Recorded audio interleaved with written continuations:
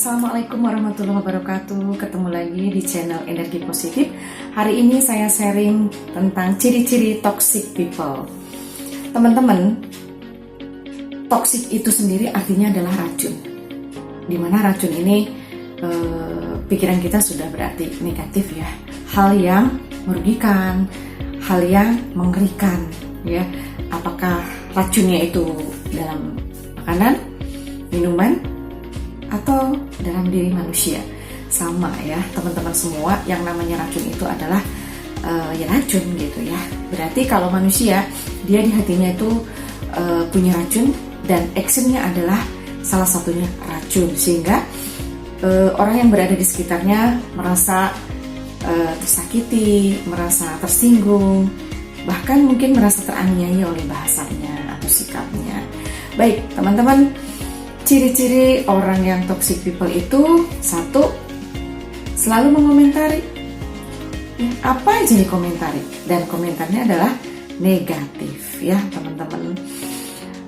Misalnya, kok ngomongnya kayak gitu ya, kok bajunya kayak gitu ya, nggak pantas banget, dadanya kayak gini gitu ya.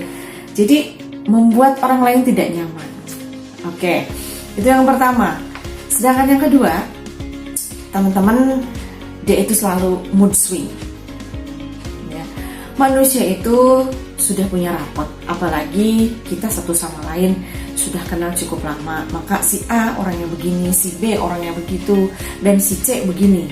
Malah kalaupun ada 10 orang, kita ingat banget ya, si A begini, si B begini, si B begitu ya. Seperti itu. Dan mood swing, nah ini orang yang mood swing juga, kita akan ingat, oh si ini mah orangnya mood swing gitu ya.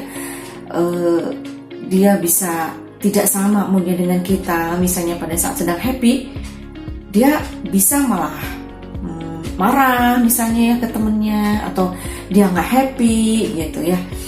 Jadi benar-benar dia itu sekemauannya dia gitu, emosinya dia bawa sendiri gitu, tidak bersikap dewasa seperti itu.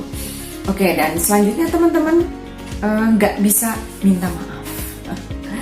Orang yang toksik itu pantang minta maaf, walaupun dia tahu dia salah ya, tapi dia nggak mau minta maaf sesalah apapun ya. Oke, yang ketiga ya, yang keempat, merendahkan orang lain. Tentunya merendahkan orang lain itu dengan bahasanya dia, merendahkan ya, kata-kata yang negatif gitu ya, merendahkan orang lain.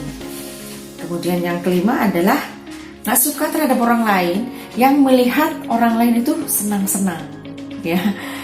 Misalnya kita dengan keluarga atau dengan teman yang lain, kita ngobrol, ceria, cerita gitu ya, dia malah gak suka lihat kita gitu.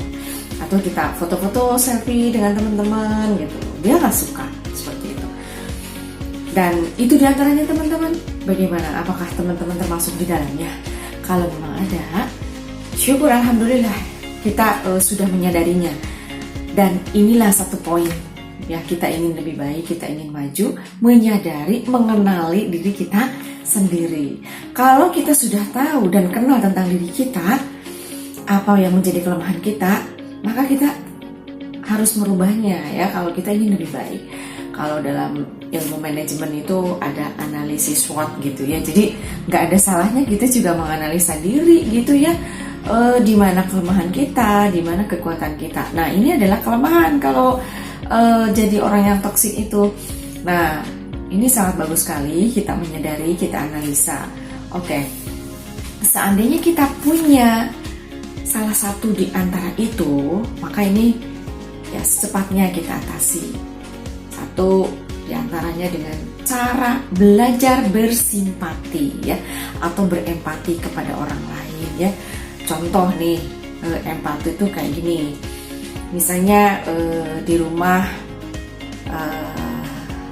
kakak kita, adik kita, ibu kita misalnya sibuk banget gitu ya, sedangkan kita nggak punya pekerjaan yang lain. Nah rasa simpati kita, ya kita coba bantuin, kita tanya gitu ya, Bu, kenapa sih sibuk banget? Bisa aku bantuin gitu ya, seperti itu. Atau misalnya di lingkungan kantor kita punya temen yang biasanya ceria banget, tiba-tiba hari itu dia pakem banget mulutnya ya, nggak ada ketawa, nggak ada ceria, nggak seperti biasanya. Nah, kita deketin, kenapa sih kamu hari ini beda banget gitu ya. Nah, artinya kita peduli gitu, bukan kepo ya, ini sikap peduli ya sama rekan kita gitu ya. Kecuali orang yang kenal kita ujung-ujung ditanya, nah itu yang kurang bagus ya. Oke, itu yang pertama ya, berempati ya. Nah, berempati ini juga salah satunya ya kita bisa nanya langsung dengan keadaan, kondisi dan sebagainya. Yang kedua nih, jika teman kita ada yang bicara, kita dengerin ya. Kalau misalnya solusinya kita nggak tahu, tidak diberi pun tidak apa-apa ya. Kita memberikan applause yang membuat dia positif atau merasa diperhatikan. Oh gitu ya, oh kok bisa ya, oke yang sabar ya gitu ya misalnya. Jadi kata-katanya itu menyenangkan gitu ya, membesarkan hati dia gitu, seperti itu. Kemudian bersikap ingin tahu ya, kenapa sih? Nah itu adalah kata-kata yang kata-kata menunjukkan kata-kata peduli gitu. Jadi kita ingin tahu gitu, tapi ya tidak usah berlebihan juga gitu. Kita sebagai rasa simpati aja gitu, jangan berlebih-lebih gitu. Kecuali dia mau curhat, ya kita dengerin seperti itu. Kemudian yang kedua, usahakan berteman dengan teman-teman yang positif ya. Aduh, ternyata teman lagi ya. Jadi lingkungan kita harus positif, harus mendukung ya.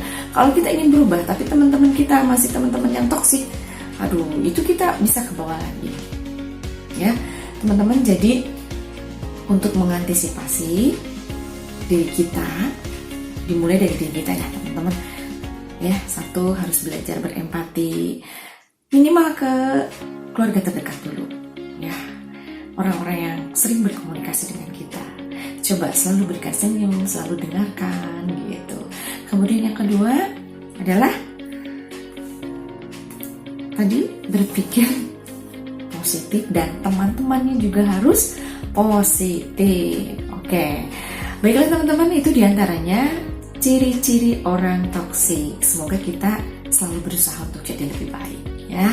Dan langkah-langkah ini bisa kita coba supaya menjadi habit dan terhindar dari sifat-sifat yang toksik. Oke, terima kasih. Jangan lupa subscribe ya.